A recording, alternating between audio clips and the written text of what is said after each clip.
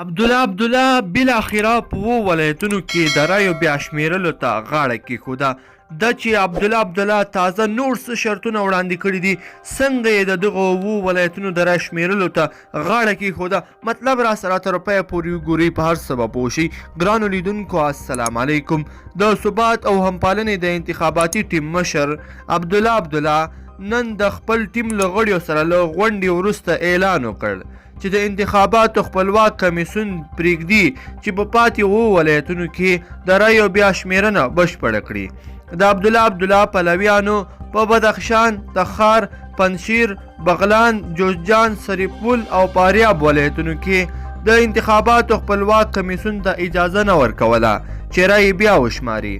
دا مسله د دې سبب شوې وه چې د انتخاباتو خپلواک کمیسیون د میزان د 8مې نیټې د ولسمشرۍ د انتخاباتو پایلې اعلان نه کړای شي.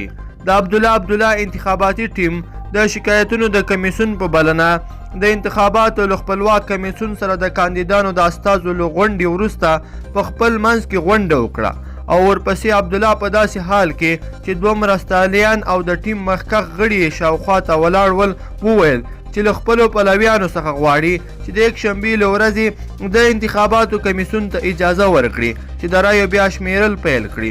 خو دوی په عین حال کې وویل چې شاوخوا 3 لکه رایې د دوی فکر کوي چې سمې نه دي، باید باطل شي او که داسې ونه شي د انتخاباتو په نتیجه کې اعلانېدونکی حکومت به ونه مني. د انتخاباتو د کمیسیون چارواکي وایي چې د پاتې 2 ولایتونو د رایو بیا شمیرلو وروسته به ابتدایي پایلې اعلان کړي او که هر کاندید شکایت درلود پکار ده چې د شکایتونو کمیسیون ته مراجعه وکړي. ګرانو لیدونکو په دې هیله چې د نن ورځې ویډیو مو راسره تر پایه پورې کتلی وي.